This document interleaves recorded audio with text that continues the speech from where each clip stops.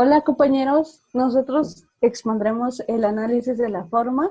Los integrantes son Robles Hernández Aranza, Luis Bonilla Yareni, Páramo Martínez Fátima, Mejía López Diego y Carrillo Guerrero Edson. Percepción de la forma. Hablamos de visión o sensación cuando nos referimos al hecho físico de recibir y sentir la luz con nuestro aparato ocular. El estímulo sensitivo pertenece al mundo exterior y produce un primer efecto o sensación de la cadena del conocimiento. Es toda energía física, mecánica, térmica, química o electromagnética que excita o activa un receptor sensorial. La percepción pertenece al mundo individual interior, al proceso psicológico de la interpretación y al conocimiento de las cosas y los hechos. Se trata de un fenómeno secundario derivado de las sensaciones. Percibimos los elementos separados del fondo, aunque también podemos tener la percepción natural contraria. Percibir el fondo como figura, aunque siempre le damos la trascendencia comunicativa de una de ellas. Ley de la proximidad. Cuando las partes de un sí conjunto reciben un mismo estímulo, se unen formando grupos en el sentido de la misma distancia. Esta ordenación se produce de modo automático y solo por una resistencia de perceptor o por otra ley contraria. Ley del cerramiento. Tenemos que rellenar aquellos huecos de información que nos faltan para completar el objeto de su totalidad. Ley de la experiencia. Una vez que hemos formado una percepción estable del objeto, lo reconocemos casi desde cualquier ángulo. Ley de la simetría. Su estructura fisiológica es simétrica de una simetría especular sobre un plano vertical que lo divide en izquierda y derecha, pero no de arriba a abajo. Ley de la pregnancia o ley de la buena forma. Los elementos son organizados lo más simples, regulares, completas y estables o simétricas que sea posible.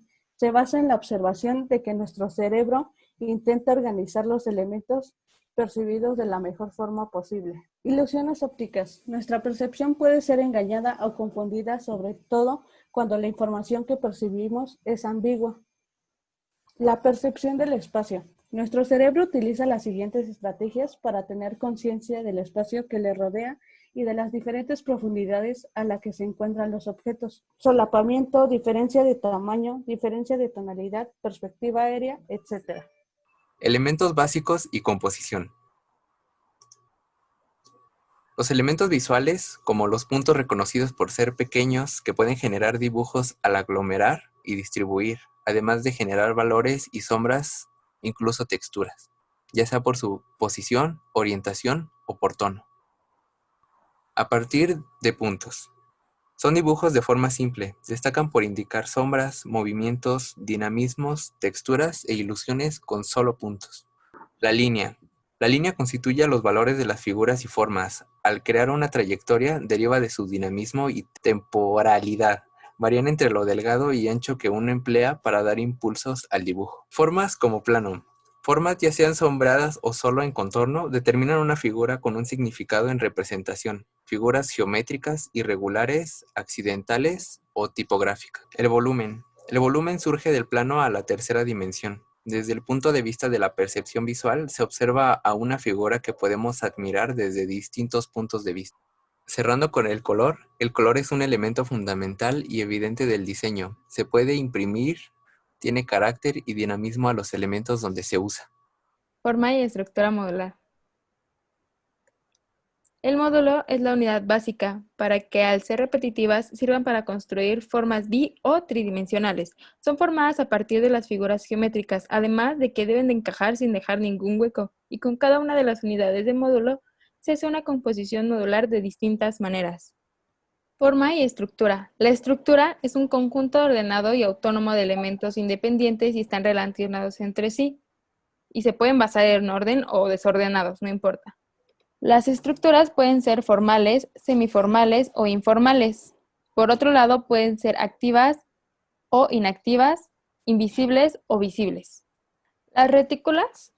En este caso, primero, la retícula regular se forma cuando los módulos son colocados regularmente formando una estructura de repetición. Las bases más frecuentes son las que están cuadradas, triangulares y poligonales. Deben ser iguales a las figuras para que sea una retícula y los ángulos deben de ser submúltiplos de 360. La retícula compuesta simplemente se combinan los elementos cuando se compone de más de una clase de divisiones y se repiten en forma y tamaño. Estos son varios ejemplos de la retícula compuesta. Similitud. Tienen una relación y pueden parecerse entre sí y no pueden ser idénticas, ya que si son idénticas, se están repitiendo y solamente tienen que ser parecidas. Hay dos tipos, la similitud de módulo y similitud de figura. En el primer caso, la estructura en repetición, las formas y tamaños de los módulos son similares y casi repetitivos, como podemos ver las imágenes que son en blanco y negro. Y en la similitud de figura, las formas las relacionamos con ciertas figuras, no tanto visualmente, sino psicológicamente. La similitud de figura, según Wong, puede ser creada por uno de los siguientes medios. El primero es asociación, imperfección, distorsión espacial, unión y sustracción, o en este caso tensión o comprensión. La gradación. Cambio gradual de manera ordenada que genera una ilusión óptica y crea una sensación de proyección. Esta la podemos ver todos los días. Es una experiencia visual donde las cosas cerca de nosotros parecen grandes y las lejanas se ven pequeñas. La gradación de módulos. Los módulos pueden tener el efecto de gradación de figura, tamaño, color y textura, incluyendo dirección, posición y gravedad, cuando están hechas de manera ordenada, y pueden reunirse en tres grupos principales: gradación de plano, espacial y de figura. La gradación espacial. Esta afecta a la figura en el tamaño de los módulos, su relación y el plano de la imagen nunca es constante, pero se puede distinguir de dos clases de gradación. El primer caso es la gradación espacial, donde también se divide en dos: rotación espacial y progresión espacial. En el caso de la rotación espacial, el módulo puede ser rotado y se puede ver un poco más el borde. En la progresiva espacial, el cambio de tamaño y sugieren un movimiento hacia adelante o hacia atrás. Los módulos permanecen paralelos a la imagen. En el caso de la gradación de figura, tienen la secuencia donde el resultado es un conjunto de figuras y se puede dividir también en dos clases: unión o sustracción, tensión o comprensión. La unión, cambio gradual de las posiciones; tensión, indica un cambio gradual en la figura como si fuese elástica. Estructuras de gradación. Estas son similares a la estructura de repetición, solo que en este caso las subdivisiones estructurales no siguen siendo repetitivas, sino cambian de tamaño, figura o incluso ambos en secuencia gradual o sistemática, como en este caso que se ve aquí. Aquí podemos ver más ejemplos. Las estructuras radiales. Primero, la radiación es un caso de repetición cuyos módulos se sitúan regularmente alrededor de un centro en común. Se pueden clasificar en tres tipos: centrífuga, concéntrica y centrípeta. Se pueden producir en subdivisiones, pero se deben utilizar al menos dos estructuras radiales superpuestas, como en el caso de la que se ve en blanco y negro en la parte de abajo, y pueden tener efecto de vibración. Esto es algo que se ve mucho en la naturaleza. La radiación centrífuga. Esta es la más común. Las líneas de radiación irradian desde el centro o sus cercanías van hacia todas direcciones. La radiación concéntrica. Esta no difunde desde el centro y solamente rodean, o sea, van como en capas. Hay estructura básica, de enderezamiento, en espiral, centros múltiples y distorsionados. La radiación centrípeta, en este caso las líneas estructurales curveadas o quebradas presionan hacia el centro, la que apuntan a los ángulos curvas. Tenemos variaciones, que es la básica, la variación gradual, la curvatura y la de apertura del centro de radiación, que sería esta, o sea, abre desde el centro.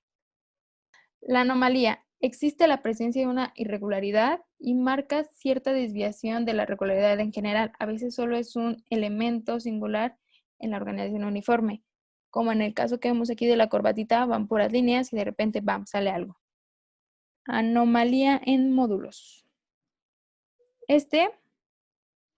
Pueden haber módulos repetitivos, solo en ciertos elementos, y degradación puede ser sutil o prominente, y la anomalía tiene su punto de concentración, o sea, es fácil de notar. La anomalía dentro de las estructuras ocurre en las subdivisiones o en una zona del diseño que cambia la figura, tamaño o dirección, simplemente se desorganizan. El contraste, en este caso según Wong, ocurre siempre aun que su presencia pueda ser o no advertida. Existe el contraste cuando una forma está rodeada en un espacio blanco. Hay contraste cuando una línea recta se cruza con una curva. Lo hay cuando una forma es mucho mayor que la otra o simplemente cuando coexisten en direcciones diferentes. La armonía es el arte de la formación y refleja mediante una unión y combinación agradables a nuestros sentidos o nuestra percepción. Dichos elementos deben estar dispuestos de manera conveniente, a proporción y con concordancia uno con otros. Aquí hay unos ejemplos como la armonía en la arquitectura, que es la imagen de la izquierda. La textura visual. Comenzaremos definiendo qué es la textura o a qué llamamos textura. Llamamos textura la apariencia externa que tienen todos los elementos, cosas y seres vivos que podemos percibir con la vista y el tacto. La textura es como la piel de las cosas. Su límite exterior lo que la separa del entorno. Cada superficie está formada por diferentes materiales que a su vez pueden ser modificada con diversos tratamientos. Puede ser lisa, rugosa, áspera, suave, etc. Podemos clasificar las texturas según el sentido con que se perciban a través de la vista. Las texturas visuales, su superficie no tiene prácticamente ningún relieve. Lo que intentan es imitar texturas de los objetos reales para dar a la imagen sensación tridimensional y realismo. En las texturas táctiles son por medio del tacto, además de por la vista. Poseen relieve, son tridimensionales, las encontramos en la naturaleza, los objetos y se usan con frecuencia en los acabados de las obras artísticas. Las texturas naturales y texturas artificiales las encontramos en la naturaleza o las ha creado el hombre y son aquellas que tienen superficie y cuerpos de la naturaleza. Las texturas, estos son unos ejemplos de las texturas visuales. Aquí las texturas visuales mixtas gráficas tienen una estructura bidimensional, es una representación plana, sin relieve, que imita el aspecto real de las cosas. Las texturas visuales geométricas son aquellas texturas que son siempre intencionadas y tienen una disposición ordenada sobre la superficie de las que aparecen. Suelen ser textuales, regulares, con una estructura de repetición que no tienen por qué ser siempre uniforme. Las texturas visuales orgánicas son aquellas constituidas por materiales naturales o no. Y aquí tenemos varios ejemplos. En las texturas táctiles son aquellas que se perciben mediante el tacto y la visión al tocar y observar la superficie de los objetos. Con esto se pueden comprobar si estos tienen relieve y si son suaves o rugosos. Texturas naturales. Pertenecen a elementos de la naturaleza. Las texturas artificiales funcionales son revisadas por el ser humano, quien copia las naturales para transformarlas en usos decorativos y transmitir sensaciones plásticas o darles funciones utilitarias. La expresividad y utilidad de las cosas. El artista busca estimular el sentido de quienes aprecian la obra, despertando también así sensaciones y emociones más profundas y más interiorizadas en el simple contacto físico del acto con la obra.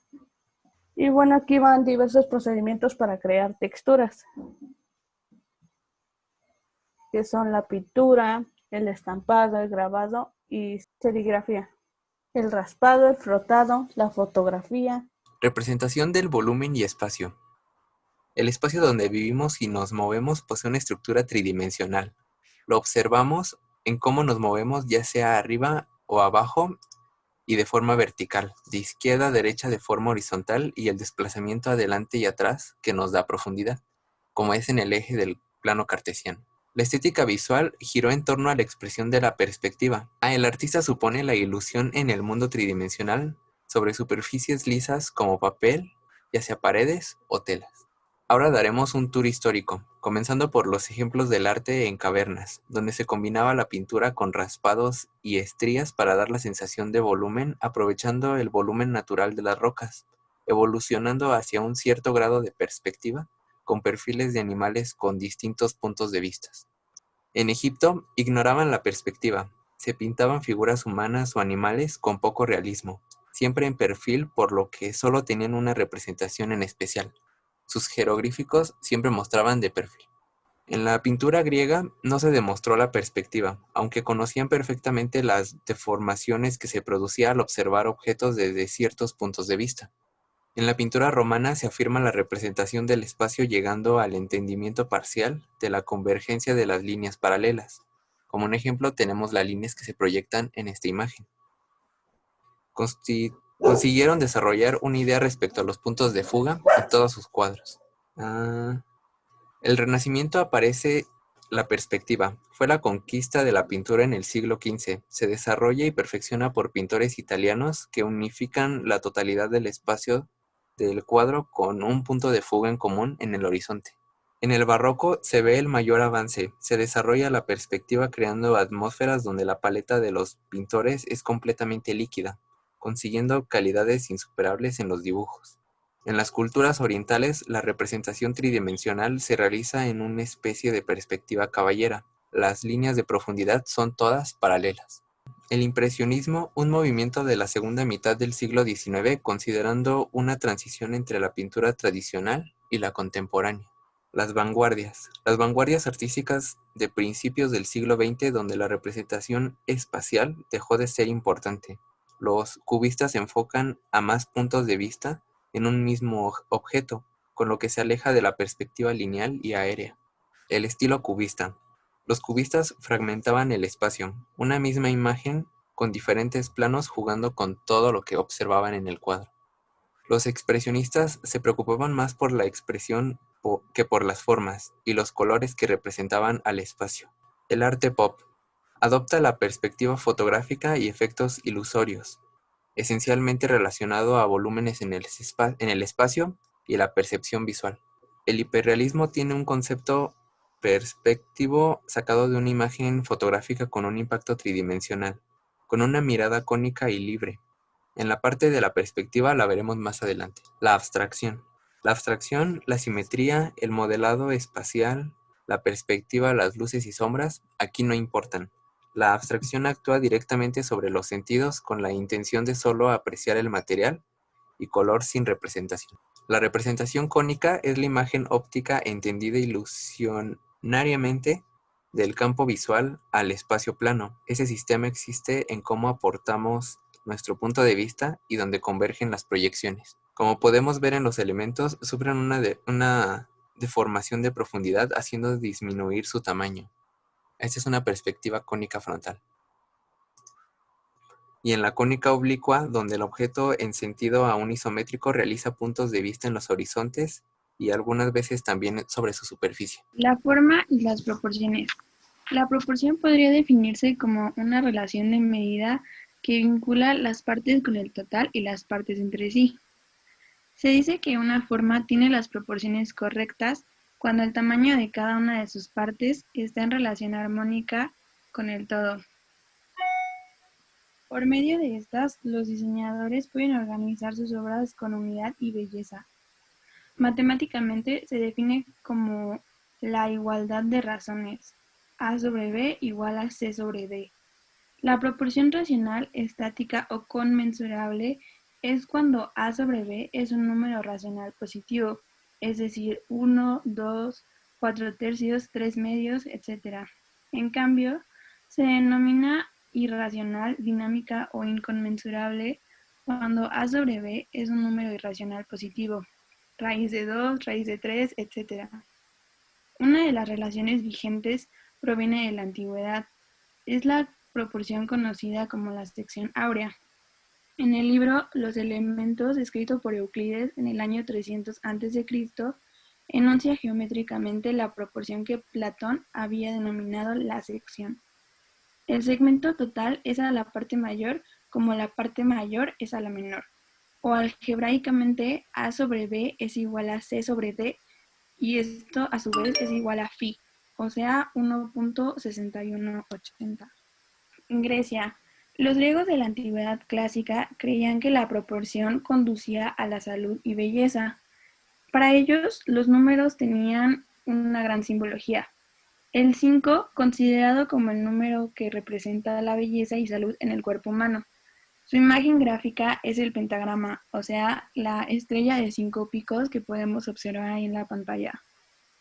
La relación entre la diagonal de un pentágono regular y uno de sus lados es un número inconmensurable que se cree que es el primer número irracional conocido, o sea, phi. Las proporciones rectangulares parten de dos tipos de rectángulos.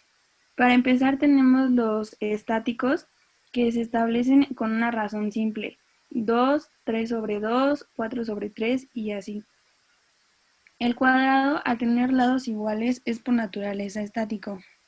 Luego tenemos los rectángulos dinámicos. Parten a partir de los rectángulos estáticos, que se establecen con una razón simple: 2, 3 medios, 4 tercios y así sucesivamente. El cuadrado, al tener lados iguales, es por naturaleza estático. Los rectángulos dinámicos establecen una relación entre sus lados inconmensurable, pues parten de un cuadrado de 1 por 1, después sigue un rectángulo de 1 por raíz de 2 o 1 por 1.414, luego siguen 1 por raíz de 3 o 1 por 1.73 y siguen así de manera indefinida. El rectángulo raíz cuadrada de 2 es muy utilizado en las culturas de Occidente como la India o Japón. Aquí tenemos la norma DIN. Todos los formatos parten del rectángulo A0, luego por divisiones sucesivas donde el lado mayor es dividido entre 2, consiguiendo rectángulos dinámicos proporcionales entre sí, siendo cada uno de ellos la mitad del anterior. Estos son muy utilizados en las impresiones actualmente. El diseño tipográfico de Maxwell consiste en construir una letra a partir de un rectángulo raíz cuadrada de 2. El rectángulo la define la estructura de las letras y el cuadrado la altura. El rectángulo raíz cuadrada de 5, Picasso fue el principal exponente en utilizar esta proporción para crear cierta armonía en sus obras. El rectángulo de plata surge del número de plata, que es muy similar a la razón áurea. Es la suma de la raíz cuadrada de 2 más 1, o sea, 1.414 más 1, que es igual a 2.414. Y su trazo se realiza dentro de un octágono. Y por último tenemos el rectángulo áureo, cuya fórmula es A sobre B igual a B sobre C igual a phi. La sucesión Fibonacci. Esta fue descubierta por Leonardo de Pisa, nacido en Pisa, en Italia, en 1170. Este intelectual utilizaba las matemáticas planteándolas como problemas diarios, como el famoso problema de conejos. Partiendo de una pareja de conejos recién nacidos, queremos saber cuántos habrá a lo largo del tiempo. La sucesión es una secuencia infinita de números naturales que parten del 0 y el 1, en el que cada número se le va sumando al anterior, por lo que la serie va 0, 1, 1, 2, 3, 5, 8 y así hasta llegar al infinito. En 1753, Robert Simpson descubrió la relación de los números sucesivos con la proporción áurea, detectando que cada que se divide X número de la sucesión entre el anterior, este se va aproximando al número de oro. Otro dato es que se puede construir el espiral a partir de los cuadrados de Fibonacci. La proporción en la naturaleza. La razón áurea aparece en múltiples ocasiones en la naturaleza y en el arte. Se puede apreciar en el crecimiento de las plantas, las piñas, la distribución de las hojas de un tallo, dimensiones en insectos y pájaros y en la forma de las caracolas. En las plantas, por ejemplo, el número de brotes o bifurcaciones de una rama a la misma altura aproximadamente de su base. Parecen seguir los números de la sucesión de Fibonacci. También la colocación de hojas en un tallo sigue esta pauta para recibir más eficazmente la radiación solar. Muchas flores tienen un número de pétalos que suelen ser términos de dicha sucesión. La proporción en la arquitectura y el arte. Según algunos investigadores, el número áureo ha sido utilizado desde la época de los egipcios para la construcción de edificios y pirámides, aunque no se sabe del todo si es cierto que este número fuese conocido por los antiguos egipcios. El sistema de medidas se basa en las diferentes partes del cuerpo, por lo que no es extraño que se encuentre en las pirámides. En la Gran Pirámide de Keops, la relación entre la altitud y la mitad de un lado de su base es casi exactamente igual al número de oro. En Grecia se explotó al máximo usándolo en todas las facetas del arte, desde la arquitectura hasta la cerámica, pasando por la escultura. Fidias está considerado como el más fiel exponente del clasicismo griego, caracterizado por reflejar más la belleza ideal que la real, y para ello utilizaba siempre la proporción de oro. Luca Piccoli escribió en 1509 un tratado sobre la proporción áurea titulado Da Divina Proportione. En el tratado habla sobre la razón áurea, que es concebida como principio universal de belleza y como modelo de evolución de las formas que conservan la imagen de la perfección de la unidad divina original. Leonardo da Vinci hizo las ilustraciones para este tratado, y es posible que él fuese el primero que utilizara el nombre de sección áurea, y que después aplicó en muchas de sus obras. Aquí podemos apreciar la proporción en obras como la Mona Lisa de Leonardo da Vinci, La Parada del Circo de Seurat y Las Meninas de Diego Velázquez. La proporción áurea en el diseño. Diariamente manejamos los objetos en los cuales se ha tenido en cuenta las proporciones áureas u otras proporciones para su elaboración, como en diseño de páginas web o tarjetas, y de igual manera este se utiliza en la fotografía para crear una armonía. Proporciones y antropometría.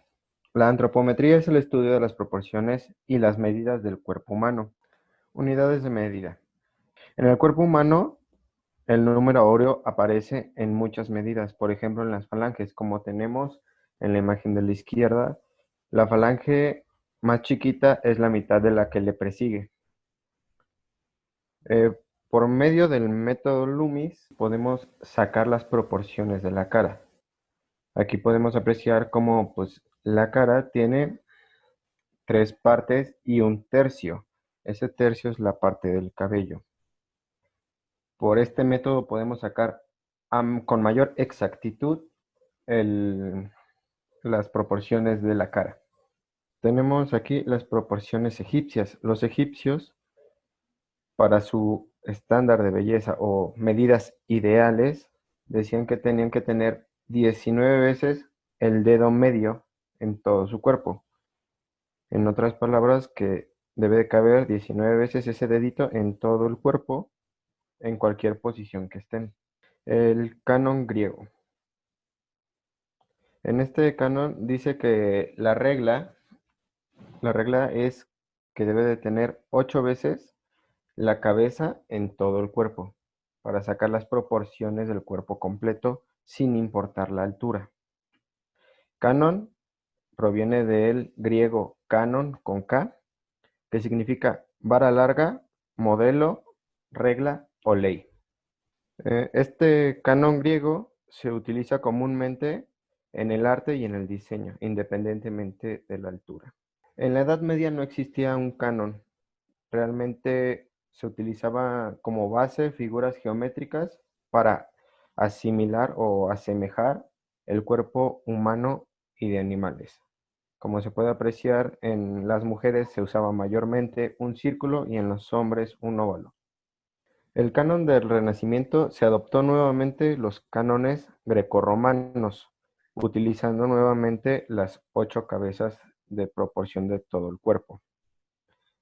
El hombre de Vitruvio, que es la imagen que tenemos a la izquierda, es el famoso dibujo de Leonardo da Vinci que contiene notas anatómicas. Está inspirado por los escritos del arquitecto romano Marco Vitruvio. Aquí podemos observar cómo pueden ser las proporciones tanto a lo largo como a lo alto de la persona. En el siglo XX, el arquitecto Corbusier basó su sistema de proporciones en el número áureo. Este sistema no tuvo demasiado éxito debido al planteamiento más idealizado que real de cuyas medidas. La forma y la función. La frase "la forma sigue a la función" o las 3 Fs en inglés, Form Follows Function, era uno de los principios fundamentales de todo diseño de la Bauhaus, aunque hay quien atribuye su autoría original al arquitecto Louis Sullivan. Esta es la teoría definida por la mítica escuela Bauhaus, que ha ejercido durante muchos años una enorme influencia sobre el diseño industrial. Esta tendencia en el diseño consideraba que reproducir las formas del pasado obstaculizaba la función de los objetos nuevos. En esta opción, un diseño es bello cuando los aspectos formales están supeditados a la función, es decir, cuando la calidad de los materiales y los procesos de la producción enmarcan la imaginación del diseñador. A principios del siglo XX se consolidó el movimiento funcionalista que somete la forma del objeto a su función. La idea de la belleza deja de ser el motor del diseño y se convierte en una consecuencia.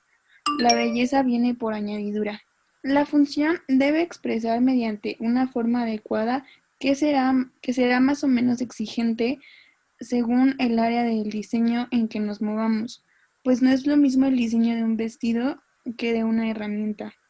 El diseño actual concibe la forma como uno de los rasgos de la función, el más importante, pues la forma de todo objeto condicionará el uso o utilidad que van a tener. Cuando la función de los objetos es simbólica, no satisfacen las necesidades básicas de las personas y se convierten en medios para establecer estatus social y relaciones de poder, como las joyas, las ropas costosas o grandes edificios. El diseño también es una actividad creativa e investigativa que, en su más amplia extensión, podemos hablar de él como una materialización de una idea, que pretende dar respuesta válida a una necesidad previamente determinada, que abarca desde la concepción de objetos utilitarios hasta el acondicionamiento del hábitat donde se desarrolla la vida con sus necesidades pasadas, actuales y futuras. La solución final de todo el proceso de diseño debe cumplir satisfactoriamente la función para la cual fue desarrollado, entendiendo por función el uso específico al que se le da una cosa. La tecnología abarca los aspectos estructurales, los materiales, las instalaciones y está unida también a la funcionalidad. La elección de unos materiales u otros está relacionada con el uso, el mantenimiento, la disponibilidad y el precio de los mismos. El concepto de gasto energético o de recursos renovables o reciclables, por tanto, técnica, forma y función están conectados. También el principio ergonómico que propone la correcta adaptabilidad de los objetos del uso humano. La adecuación forma-función se verifica de modo manifiesto en los objetos utilitarios más comunes.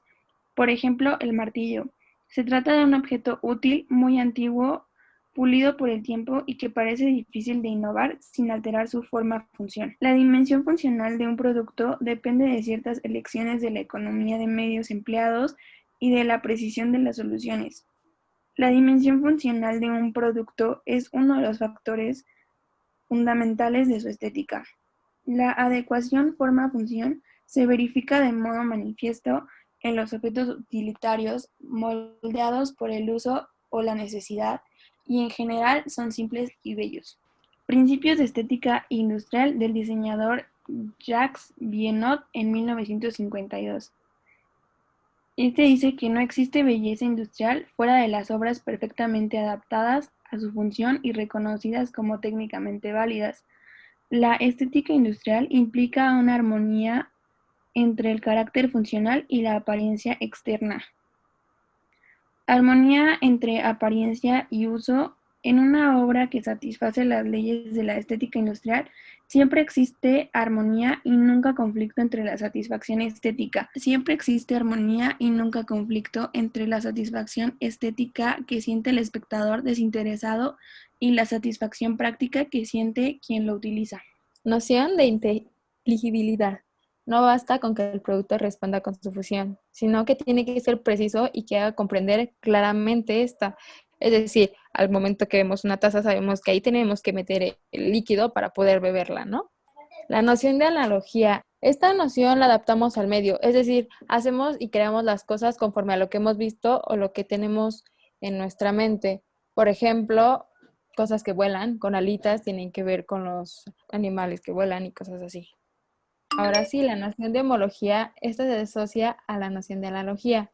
En la homología existe parecido entre las formas, pero este parecido no se debe a una misma adaptación plástica para función dada, sino más bien procede de una herencia formal, de la existencia de un antepasado común que ha dejado su rastro con mayor o menor medida, como en el caso de la camionetita que podemos ver, y hay objetos que se mantienen con sus pasados, como los relojes, que no cambian. La función y la forma siempre han estado ligadas. Muchas veces se han planteado un debate ante la posible contradicción entre los planteamientos de estas, su utilidad, función y por otro lado su estética. Podemos ver fácilmente cómo es una mesita y ubicarla, al igual de los museos, cómo están puestos para que podamos observar las obras de arte y además estén diseñados de bonita manera. Hoy en día, ambos componentes tienen un mismo objetivo, el cual es que la utilidad no esté enfrentada con el componente de la belleza. A de ser posible, debe estar acompañada del diseño, de su forma, color y textura. El diseño es función, pero también expresión y forma. El análisis de los objetos que tenemos o tratamos de adquirir, tenemos que ver sus funciones para saber si van a ser útiles o no, además de que nos informan los factores económicos y materiales para saber si será una buena adquisición. Esto fue todo. Gracias. Hasta la próxima.